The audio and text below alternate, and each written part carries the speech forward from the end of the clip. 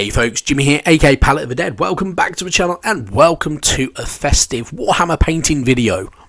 Now, as per usual with all these videos though, if you like them, hit that like button, subscribe to the channel if you haven't already, and of course, drop me a comment down below. I love hearing back from you guys. It goes a massive way to helping out the channel too. Now, over the past few years, I personally, like many others, have enjoyed picking up the festive minis from GW, and 5th year running I have picked them up. The two that have been released this year, obviously one was released at the beginning of December, one has only just been released last week, and yeah, I love them. I think they're brilliant, they're really well done. I have enjoyed all of them.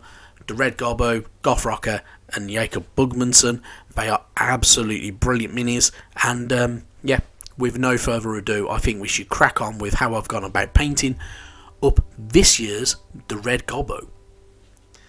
So, in all honesty, first off, everything is base coated with Mechanica Standard Grey, and I'm using Baraknar Burgundy to paint up those roof tiles on the scenic base that we have for this year's mini.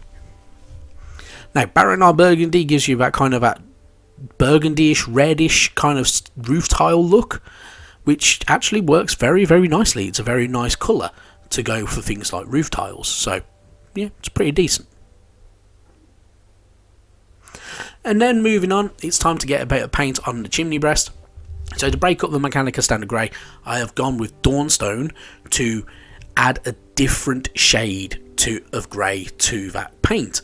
This changes the complexion, it makes it look like there are different bricks, because not every brick will be exactly the same colour, and it gives a little bit of definition to it as well.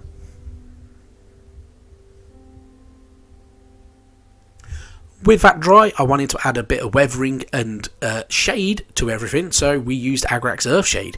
Now, it does work very well. It looks a little bit grimy, and going over all of that grey area and all over the Baraknar Burgundy works wonders, makes it stick out, makes it look a little bit more weather worn, which is exactly what you'd like from your mini, in all honesty.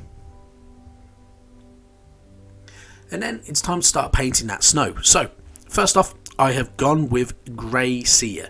Now, this lightens up the Mechanica Standard Grey very nicely and preps it for any white or lighter colours.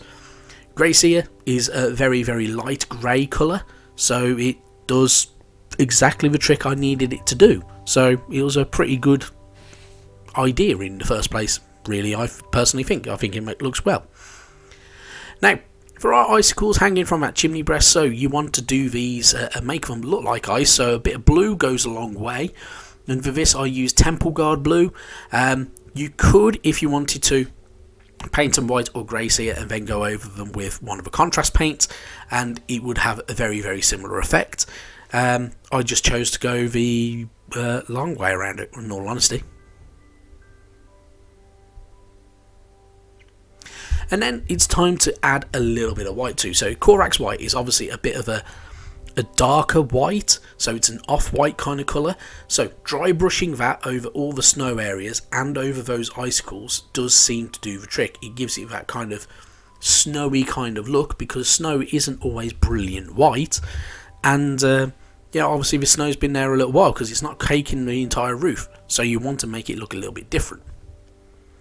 And then it's time to move on to that giant sack of presents that the Red Gobbo has brought along.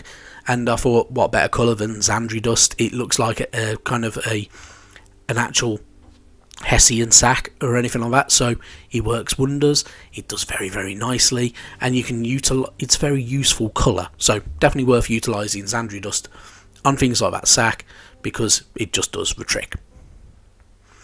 And then, as you can see, I have added some detail and I am skipping some bits. So I'm using Lead Belcher for the adornments of that metal railing on top of the roof.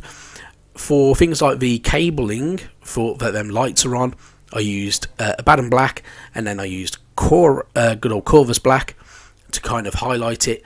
Using Stormhost Silver and then contrast paint over each of the baubles and lights gives you a very nice colouring, and changes how it works. But without further ado, it's time to move on to the main man. So he is, of course, base coated in Mechanica Standard Grey, and we are now applying a layer of Auric flesh to all the fleshy areas. So there is his face, his hands.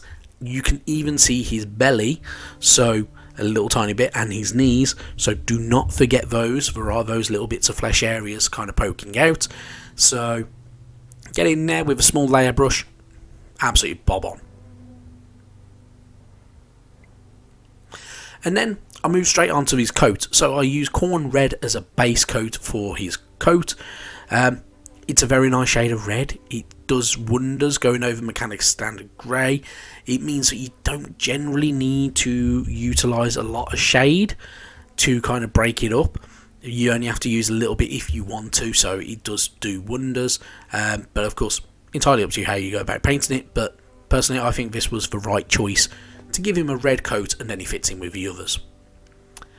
And then over that fleshy areas, I wanted to use Beal Tan Green because that breaks it all up, goes into all them little nooks and crannies, like in between all the fingers, darkens it down and around his nose and such like, and then you can bring them back with a little bit more of a highlight of Auric flesh later on, and yeah, does exactly the trick that you need it to do, which is a main thing that you want.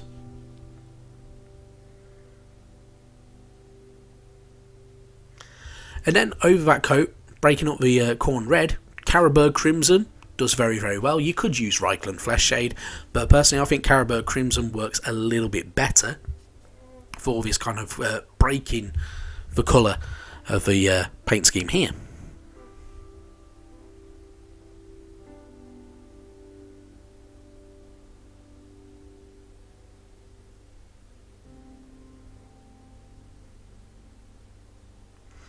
And with them shades dry, it's now time to add a bit more colour and bring it a bit brighter. So using Mephiston Red, I picked out all the bits but not going into those recesses with any other colour to break up the corn red and the Carroburg Crimson, and it generally works pretty well. It makes the coat look a bit brighter and a bit more vibrant.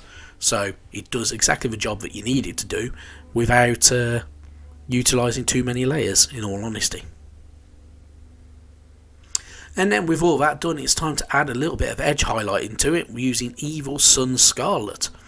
This does exactly the trick I wanted it to do. It just adds a little bit of extra flair to them edges and the seams of his coat, and yeah, just brings it a little bit more to life, in all honesty.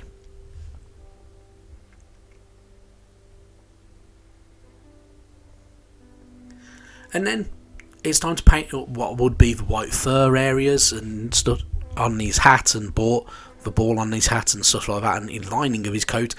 And for this I use Grey Seer.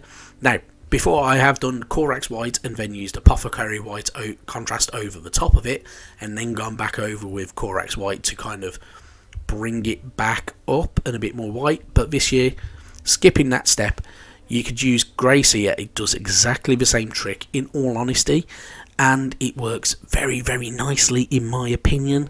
And yeah. Now obviously there are more colours to this, so you utilise a bit of Bad and Black. It does very well for dark leather, so on the things like the boots, it is absolutely perfect. Now, for boots, my personal way of doing it is a Bad and Black, Incubi Darkness as a highlight, and a little tiny bit of good old Temple Guard Blue, and that brings the kind of black leather look to life. And then painting up for more details, there is the Wraithbone going on to that kind of bit that's just hanging down from his belt, and because at the end of the day you can utilise that to make it look like it's like a scrap of parchment. That's how it originally is on the design, and yeah, using Wraithbone works probably best for it, in all honesty.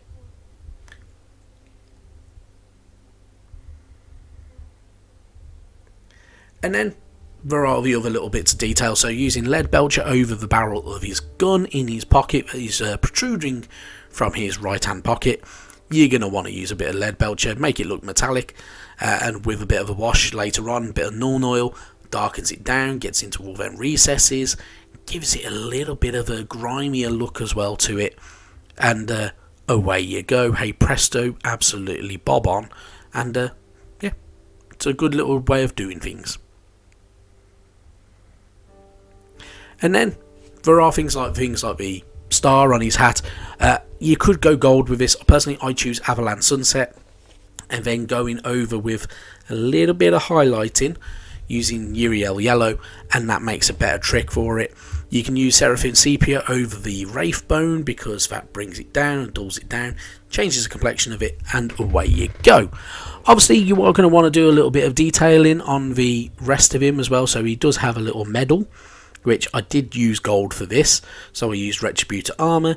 You are going to want to do things like the belt buckles and stuff like that using Lead Belcher, and do not forget his goggles. So for me personally, his goggles, Lead Belcher, Corax White for the actual lenses, and then over with a little bit of Nilikai Oxide, and yeah, did exactly the trick I wanted it to do.